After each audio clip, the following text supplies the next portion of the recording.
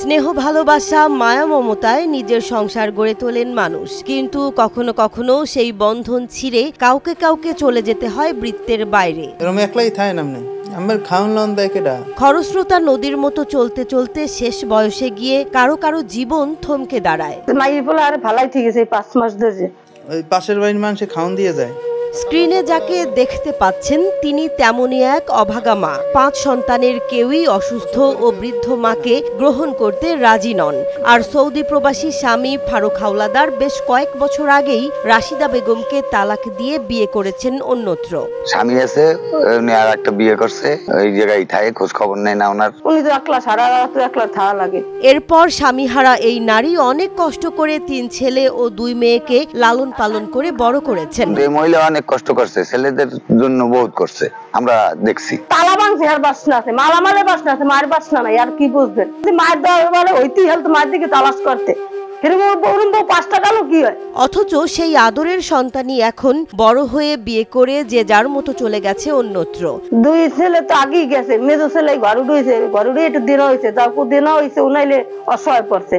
আর 2টা তো একটু আছে ভালো, হে 2টা তো একটু খাওয়াইতে, হে 2টা খাওয়ায় না। ওই যে কাল যার মনে পড়ে হেকেল তোকে বাদ দিয়ে যায়, না পারলে দেন বেশি রে। আল্লাহ। শূন্য ঘরে এখন অসহায় রাশিদা বেগম একা।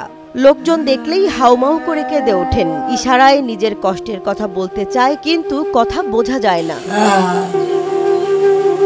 তার এই অসহায় অবস্থা দেখে নিজেদের সময় সুযোগ মতো রাশিদা বেগমের দেখাশোনা ও খাবার দিয়ে যায় প্রতিবেশীরা। অসুস্থ এ মানুষটির সঠিক চিকিৎসা প্রয়োজন বলে জানান তারা।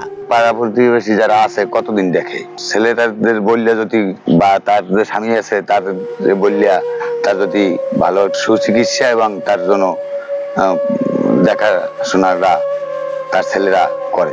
এ বিষয়ে স্থানীয় জনপ্রতিনিধি হাফিজুর রহমান ফোরকান জানান, সন্তানদের অবহেলায় অসুস্থ মায়ের ভরণ পোষণ ও চিকিৎসা হচ্ছে না। তার ছেলে সন্তানের জন্য কাছে যোগাযোগ করার চেষ্টা করলাম, কিন্তু না, কোনো কর্মী তাদের কোনো হদিস পাওয়া যায় নাই। না যায় আমি ওইখানে বললে আইছি যে আমি ইহনু মহাদার নিকট আমি বিষয়টা আমি আলোচনা করব এবং তার কাছে অনুরোধ করব যাতে আপনার কোনো সহায়তা দেওয়া যায় কিনা।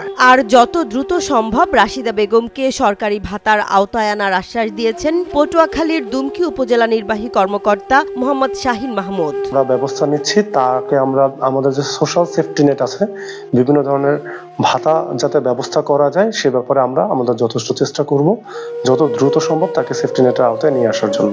একজন বুইন আছে, হে তো পরের সংসার থাকে, হে 2 দিন পর পর আইয়ে গোসল করায়, খাওয়ায়, আবার 1-2 ভাত চাইয়েছি নিয়ে খাওয়াই ই করে। খান রান সবারই সবাই কাজ কামে ব্যস্ত থাকে, এরা কতক্ষণ বাদ দিতে পারে।